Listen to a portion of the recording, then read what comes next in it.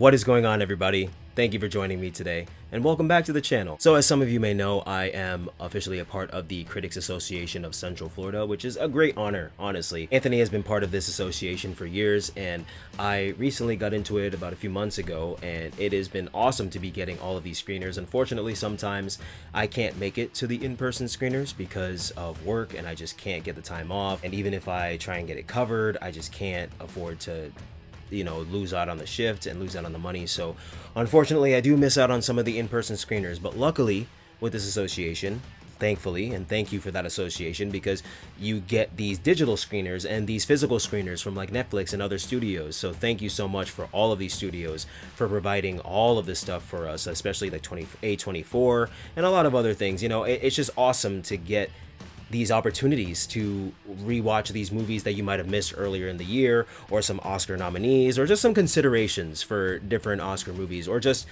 to see these movies in general. 2 days ago, my girlfriend and I had watched this movie. I saw the TV Glow, and I am not gonna lie to you guys, I was definitely not the target audience. She was not the target audience.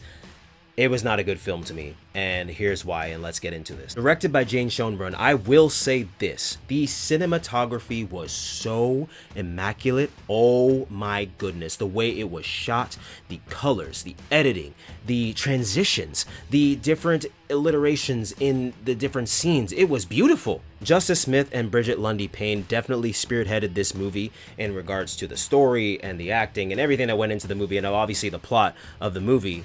These two are the focal center of this movie. As I said, the cinematography was beautiful.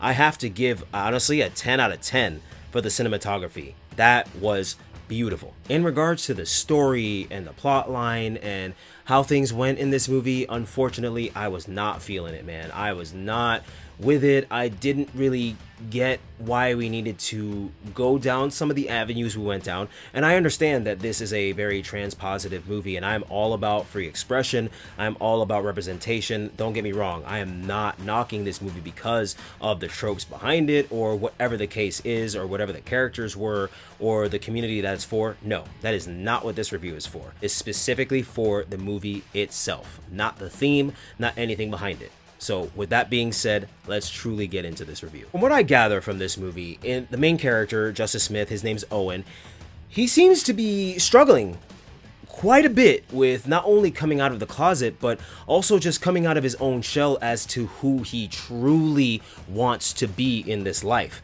which is what all of us as human beings go through. Like we go through these tropes of like what society wants us to be, or what our family wants us to be, or what our friends want us to be, hell, what we want ourselves to be. Which unfortunately sometimes you don't realize that until you're way older, or sometimes you realize it when you're younger, which those people, hats off to you, bro. I don't know how the hell you did it, but you did it. A lot of times, more than not, you don't really know who you are until you are more established as a human being. Throughout this film, we follow Owen and Maddie, and they both are really struggling with who they are. More Owen than Maddie, but they're both struggling with who they are, and they connect over this show called The Pink Opaque. Now, I could see where if The Pink Opaque show was a real show in nowadays, like how it is nowadays, I could see how if the Pink Opaque show came out nowadays, it would not be received very well, not even 5%. But I would mess with it because it's different, it's weird, it's eerie, it's creepy, but I like that stuff. A lot of people like that stuff. So these two connected over that, and I liked that they connected over that, because in the beginning of the film, it just seemed like this Maddie chick was just very weird and out there, and she did a great job. Bridget did a great job portraying that character, and so did Justice, did a great job portraying Owen. But the way how the film went and the theme behind the film, it's just like we took all of these extra avenues to get to what the point was that I don't think we needed to take. Like, there were so many things that were done in this film that, honestly, what were you thinking? Like, what were you going for here? Like, I don't really know. Again, I probably was not the target audience. Actually, I'm not the target audience, and that's okay. There's a lot of other movies, like DC movies and various horror movies and documentaries, that are more my speed and more targeted to me and what I like. I was not the target audience for this, and that's okay. I can appreciate the artistry behind this film, because the way how this film looked, the color scheme, the acting, the eclectic acting in this was beautiful. I will give them that. The eclectic acting, chef's kiss, baby. But man, what the hell were we doing some of the times in this movie, man? Like, what were we doing? I don't understand. Okay, I get it. You are trying to portray a certain thing for a certain group of people, how a certain group of people might feel. And I will say there were certain things that I was like, damn, that is a great alliteration. Damn, that is a great way to portray feeling trapped, feeling lost within oneself. But then there's the other avenues that we went down that, man, we didn't need to do this. Or at least I personally thought that we didn't need to do this. Like, we could have done this a way better way than this. But I'm not the director. I'm nobody. I'm Robbie Reed. I'm the Big Rob Theory. I'm the Flash, the Black Flash.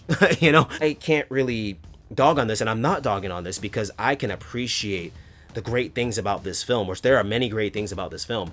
But overall, I was not feeling this film at all. Like, there were times that my girl and I looked at each other and we're like, what the hell are we watching? Like, I just didn't understand a lot of the things that, okay, I take it back. I understood what was happening. I just didn't understand why we needed to take certain avenues to get there. I don't understand why we needed to approach it the way we were with the scenes that they chose, the imagery that they chose for certain things, and the direction that they took. Again, it is an A24 film, so I love A24, don't get me wrong, but I know a lot of A24 films are wanky, wonky, out there, wild, brash, brazen. I get it. This had a certain agenda, and it could have nailed it to the T, in my opinion, but it didn't for me because of the avenues that they chose to go down. So throughout the film, we follow Owen and Maddie in this pink opaque show, and then there's the overarching villain, which is Mr. Melancholy, that we find out later on who he is and how he plays a factor into the story. But even then, I just didn't really grasp why we needed to approach things the way we did. I've said this a lot throughout this review, and I apologize if that's repetitive, but it's just, I really couldn't grasp why we needed to go down such eccentric avenues to portray a point that was made very vividly and very well with one scene in particular, which involved feeling trapped. And if you've seen the movie, then you know which one I'm talking about. It involves laying down and being buried. Like, I feel that to a T. I feel that because it's like you're trapped in your own skin. You know who you are, but you don't know who you are. You're trying to figure things out. You want to please other people, but you don't care really what other people think. But you kind of have to, because in this society, you do have to somewhat care what others think. And it sucks to feel like that. But unfortunately, that's how we as human beings are, and that's how we as human beings are treated in society. So I get those ideas, and I get the premise behind that. But man, I just was not feeling this film, man. I really tried to. We really tried to. And I still found validity in a lot of things. I still found the positives in a lot of things. But overall, this movie did not do it for me. Justice Smith, I will say, my man, I did not expect this from him. I did not expect him as an actor to take this specific role, but he nailed this role for the weirdness, the quirkiness, the awkwardness, the eeriness, the just brazen, weird, out there character. He nailed that. So did Brigette Lundy-Paine. My God, she deserves an award for that because she was so weird, so creepy. My girl and I were like, what is her problem? But she knew the assignment and took it to the next level. And she did it very well. So I will compliment that as well. So overall, Jane Schoenbrunn, I will give you props for how it was shot and the editing afterwards and the cinematography, the lighting, the colors, everything about the film that went into the physical aspect of it and the visual aspect of it.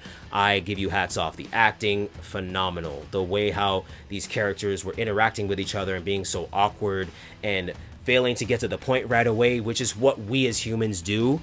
Sometimes when we don't know how to properly portray things to our friends or loved ones or people that we value, we take a long time to get to the point, and then they're like, yo, just tell me what is up, you know? And that happened in the film, and even my girlfriend and I were like, yo, just get to the point. But because we were so invested but not invested, you know, like we were invested in it because we wanted to see it go somewhere other than what it really went. By the end of the film, we get the main character kind of being apologetic in a certain way and for a certain reason, and nobody should feel like that. No matter who you are, no matter what your color is, your race is, your gender is, your creed is, it doesn't matter. You shouldn't have to feel like that. I could empathize with that. That part I can empathize with. And the last like 10, 15 minutes, yeah, I was still kind of like, what are we doing? But I respected how Justice Smith approached that character and what they were dealing with, because halfway through the film was when I really realized what they were really dealing with. So overall, this movie, I probably won't rewatch it. I probably won't really recommend it, but for people of this community, the LGBTQ plus and the trans community, I will recommend it to see what they think. I personally, and my girlfriend and I, did not really think that this represents the trans community and the LGBTQ plus community, especially from the 90s and how things were portrayed back in the 90s. We didn't think that it portrayed that very well, but at the same time, we were not the target audience. So thank you guys so much for joining me in this video. If you aren't subscribed to the channel, please hit that subscribe button and the bell next to it so you can get a notification anytime there's a new video. Thanks again for watching, guys. Until the next one.